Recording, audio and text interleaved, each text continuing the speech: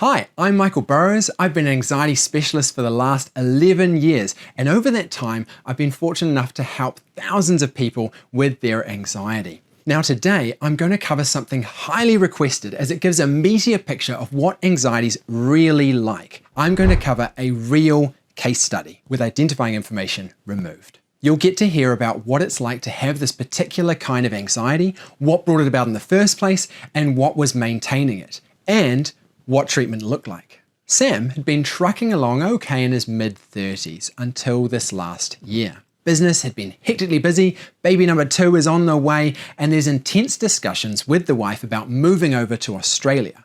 Okay, fairly stressful, but that's just life, right? But then something odd happens. He's having a nice, relaxing boys' trip in an Airbnb, and his hands start shaking. He feels out of his body and sick in his stomach, and he can't get to sleep that night and just feels like escaping, running straight out of the place they're staying. Thinking about it, he realized he was feeling guilty about this and another upcoming trip, as it would mean time off work. What's going to happen to the business?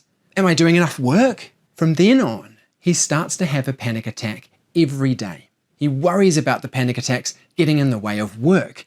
It could pop up at any time and derail things. And this makes the anxiety rise up and into panic again. He starts to get episodes of tunnel vision and thinking, I need to lie down and sleep this off so I can feel better and get back to work. Appetite's down, he's waking up tired each morning and going straight into feelings of panic. He desperately wants to escape the anxiety and moods plummeted to an all-time low. So what's going on here? Well, what seems to have happened is that Sam's adrenal baseline has risen up over the course of the stressful past year. The midbrain does this to have us ready to go for all these dangerous life things that could go wrong. But having adrenaline up so high and ready like this has the effect of boosting adrenal symptoms like shutting down digestion or filling the muscles with energy until they shake, as well as reducing blood flow to the prefrontal cortex, which allows us to think logically and calm ourselves down. This primes him for a surge of panic while worrying about taking time off work. This panic was interpreted catastrophically, that the symptoms would affect work, and he gets a panic disorder. This is where you worry about having another panic attack, which causes adrenal release and another panic attack, then another. And this isn't actually the first time he's experienced this. He's had something similar 4 years ago during work meetings when his brain interpreted the panic as a heart problem. In that case, he would worry about dying, and that fear would run the panic cycle, catastrophically interpreting the adrenal sensations of tight chest, pounding heart, and tingling in the arms as a panic attack is the most common cause of a panic cycle. How are we to know that these intense panic attack symptoms we're experiencing aren't us dying? It certainly feels like it. In Sam's case, while the heart attack fears eventually died down, the underlying belief of panic symptoms being a danger didn't. And so we end up with the current panic cycle. How this cycle works is that he'll be at work and his brain, which is vigilant for symptoms, notices a little vision change, or that heart rate is a bit faster, which is all the more likely because of the adrenal baseline being up. This will kick off a thought like, if this gets any worse, I won't be able to work. And then I won't be able to earn money for my family, and my wife will be disappointed in me, and we won't be able to do the move to Australia, and business will fail. Thinking about things turning out horribly causes the release of more adrenaline, which causes the physical symptoms to intensify. The heart pumps faster, muscles get tensed and ready for action, vision narrows. What's he likely to think now? Something like, oh no, it's getting worse.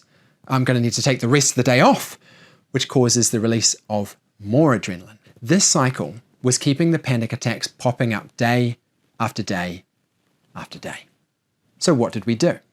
Well, 60% of people with panic disorder get a significant improvement from getting a good understanding of what's actually happening in their mind and body, so they know it's not them dying or something that's horribly wrong with them. So we went through how adrenaline was affecting Sam's body and brain and how his panic cycle worked. Then we started exercises to reduce his adrenal baseline, which was keeping his symptoms in that upper level. You can find this about 3/4 of the way through my free anxiety reducer guide. It's got handy pictures about how all this adrenal stuff works. A week and a half later, Sam wasn't noticing as much anxiety. He had more adrenal bandwidth. He did fear having another panic attack, but didn't worry about this as often. So we started on a couple of cognitive techniques, one to reduce how often the worries popped up, and one to change the way he was thinking about them. Now, it's worth noting that most of us are only aware of the surface level of what our brain's afraid of, and it is very useful to go deeper. In this case, Sam was noticing the worry that he would panic and not be able to work, disappointing his wife. Underneath that was the not as conscious catastrophization that he would go bankrupt and they would have to sell their house. Now, his brain only partially believed this would happen, so it was only causing an anxiety level of 30%. A few minutes of doing some cognitive challenging, and Sam had this down to 0% anxiety, with the balanced thought that at worst, he'll maybe have to take one day off, and that if he puts his mind to something, he's stronger than he thinks he is. Another week after that, Sam had managed to put his work worries on pause, though his home worries were a bit harder as he got caught up in games on his phone rather than using the worry technique. But we sorted that out with a bit of willpower leveraging. Sam also noticed that with his adrenal baseline even lower and his thinking on the mend, he wasn't being triggered into panic by stressful work situations anymore. So now we got to work on the sensation triggers that had the potential to trigger these off if they popped up again. He made a big list of the 9 adrenal symptoms that could trigger panic, and then we did exposure to them each by recreating them one by one, starting with the easiest and moving up to the hardest. So, sweaty palms first, then dizziness, warm puffy eyes, not feeling like he was getting enough air, shallow breathing, tight chest muscles, increased heart rate, a tight stomach, and tunnel vision. As the midbrain gets time with each of these and nothing bad comes of it, it stops signaling for as much adrenaline to be released. A few days of exposure to each of these as homework, and Sam's midbrain sees these as safe sensations to have, meaning 0% anxiety. We continue this over the next session. A few changes happening here. Sam's had 0 noticeable worries that popped into his head.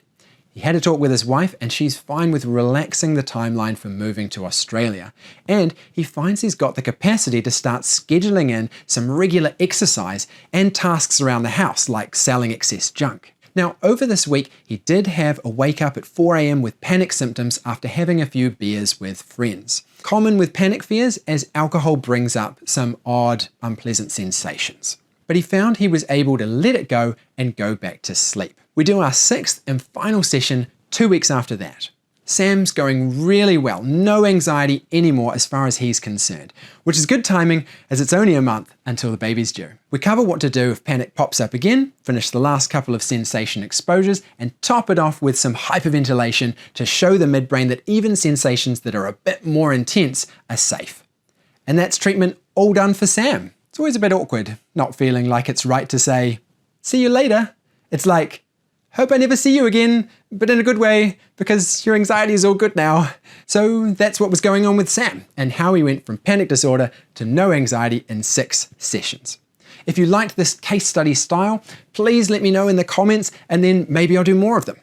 In the meantime, feel free to check out this interesting video over here, and I'll see you in the next one.